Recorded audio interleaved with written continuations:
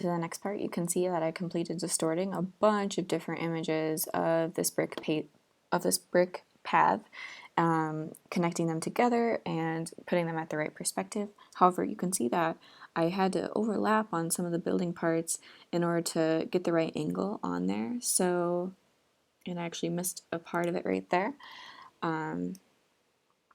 So I'm going to do that one more time, and maybe this will be a good refresh if you guys got stuck on it. So pretty much just distorting it like this.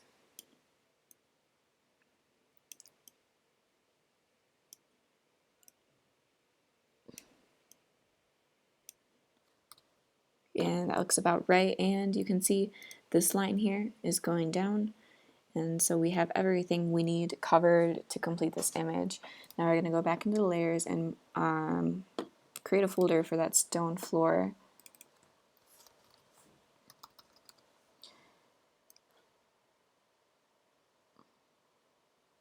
Bring it to the top just to work with it better, and highlight all of those images of the stone floor, put them into the right folder, go to layer, merge layers when they're all highlighted together. And now we can work with it better.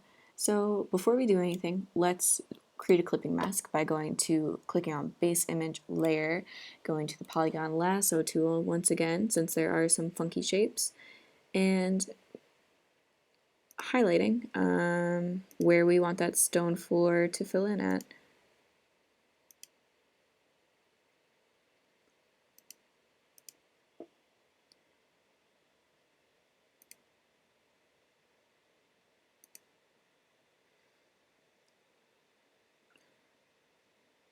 It's okay to go over this door here because we will just bring that layer up again over it. And I'm going to go past the image boundary just to prevent any complications coming from not doing enough.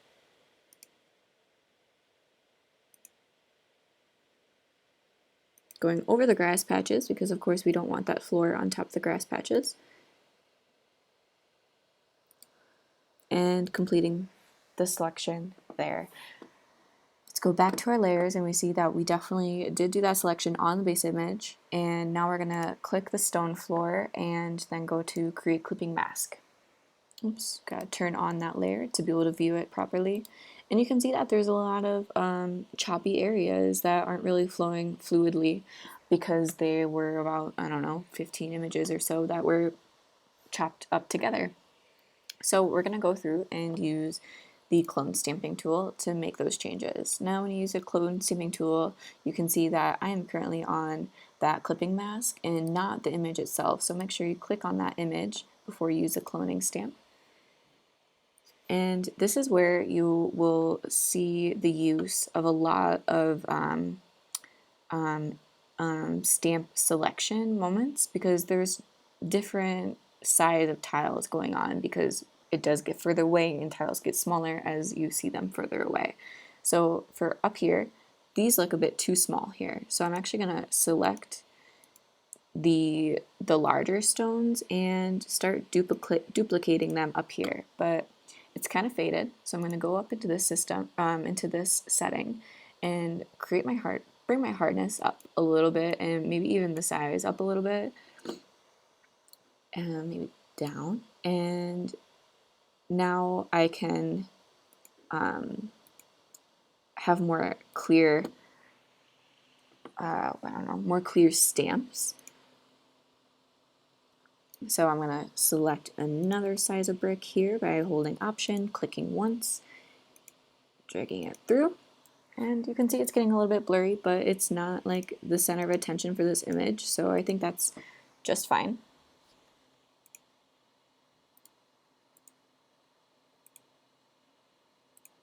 Yeah, and maybe remove this line here.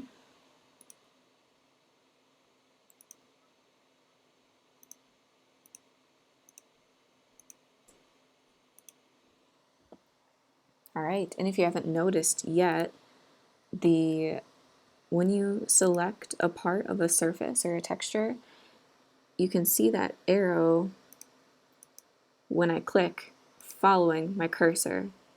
So it's something to be considerate of, where your cursor is leading off to, because it might lead off into some white space. For example, if I were to click here and then drag it up, if I were to click here and then hold my mouse and bring it up, it'll start to go off into the white space, and you don't really want that to happen.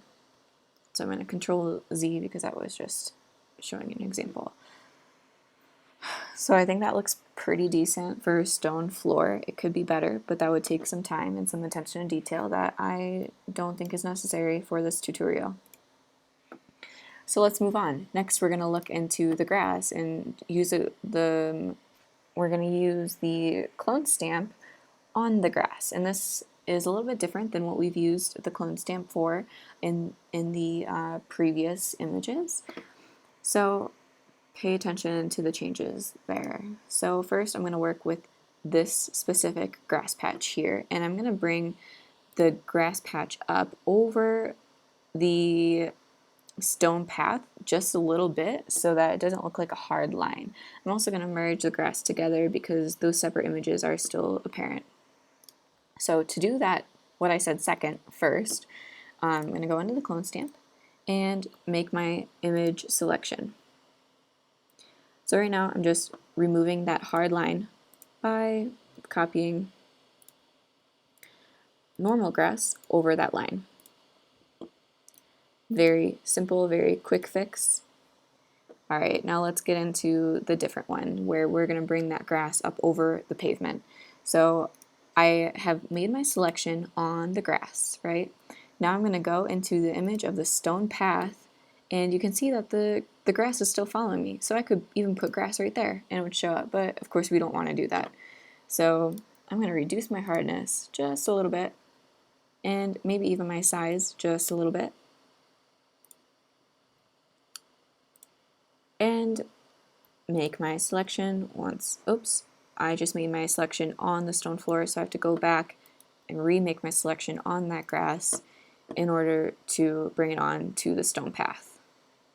No, I'm on the stone path layer right now, and I'm just going to drag it across. Maybe do some up and down squigglies. Oops, computer's freaking out. All right, I'm going to make a new selection on that grass. Fill in that line there. Looks pretty good, and bring it down this way.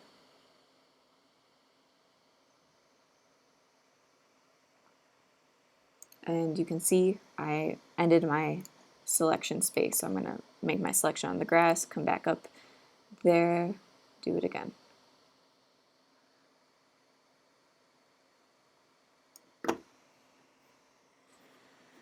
Looks much more realistic than it did before, so I'm happy with it. And you can see that new image of the clone stamp is actually on top of the stone floor. All right, now I'm going to do it again over here with a smaller brush size. I'm going to click that different layer because I'm working on that grass patch to make my selection.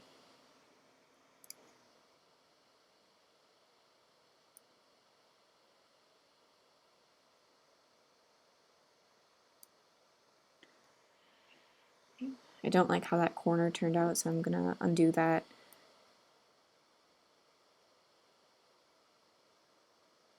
And go to a smaller brush size to work that corner. Yeah, to work that corner.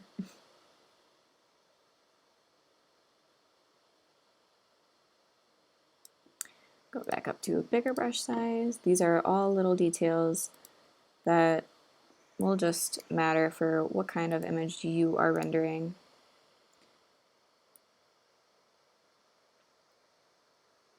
All right, going back. It's not perfect, but it looks decent for this example. Okay, so that is all I have for these two things. Next we will look at people and benches.